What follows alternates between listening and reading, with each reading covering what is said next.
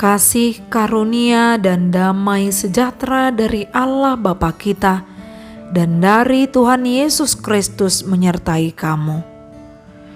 Firman Tuhan pada hari ini tertulis dalam 1 Petrus pasal 3 ayat 9. Dan janganlah membalas kejahatan dengan kejahatan atau caci maki dengan caci maki, tetapi sebaliknya hendaklah kamu memberkati, karena untuk itulah kamu dipanggil, yaitu untuk memperoleh berkat. Jangan membalas kejahatan dengan kejahatan. Nasihat ini disampaikan Rasul Petrus pada saat mengalami penganiayaan di zaman di mana Petrus memberitakan Injil. Penganiayaan itu benar-benar berakibat buruk karena makin banyak orang yang saling caci memaki, berbuat kejahatan dan membalaskan kejahatan, dan banyak hal lain lagi yang mereka lakukan yang tidak menunjukkan bagaimana kualitas orang-orang yang sudah mendengarkan kabar baik. Maka nasihat yang disampaikan oleh Rasul Petrus diajarkan berdasarkan pengajaran dari Yesus. Rasul Petrus dengan berani menyampaikan kabar baik ini atau nasihat ini, meski banyak orang yang saling membenci pada saat itu. Dan bahkan banyak orang yang membenci orang Kristen karena nama Yesus dipermuliakan.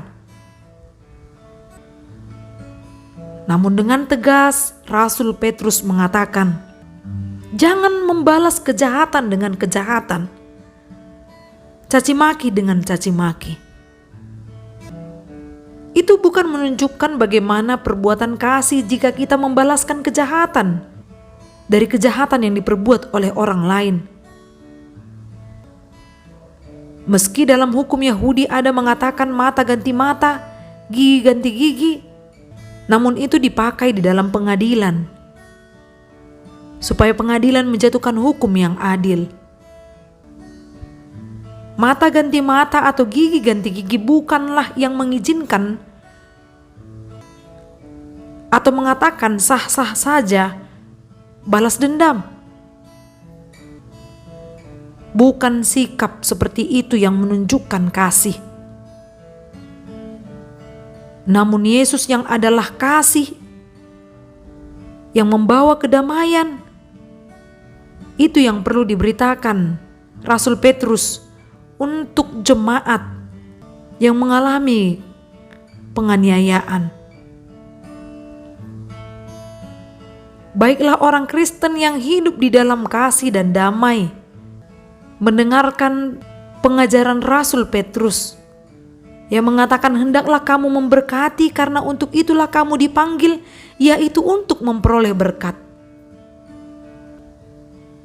Karena kita diberkati untuk membawa berkat atau menjadi saluran berkat bagi banyak orang. Bukan saja menyampaikan kata-kata berkat, namun dengan perilaku kita yang mau saling memaafkan, hidup di dalam damai. Masih banyak yang perlu kita pelajari, yang perlu kita latih dalam kehidupan ini untuk mau memaafkan orang-orang yang telah berbuat jahat kepadamu. Sebagaimana Yesus Kristus mengatakan, kasihilah musuhmu, berbuatlah baik kepada orang yang membenci kamu, mintalah berkat bagi orang yang mengutuk kamu, berdoalah bagi orang yang mencaci kamu. Dengan begitu, kita tidak lagi membalas kejahatan dengan kejahatan. Bila kita membalaskan kejahatan dengan kejahatan, maka akan ada dua yang perlu kita perbaiki di situ. Yang pertama adalah orang yang melakukan kejahatan, kemudian orang yang membalaskan kejahatan dengan kejahatan. Itu artinya kita sedang menyebarluaskan kejahatan. Bila kita hidup dalam kasih dan damai, setidaknya melalui kita, kejahatan itu semakin berkurang dengan tuntunan Roh Kudus yang bekerja dalam hidup kita. Mari memaafkan, marilah menjadi teladan kasih. Amin. Salam sehat. Semoga hidup kita diberkati melalui firman yang kita dengar. Horas.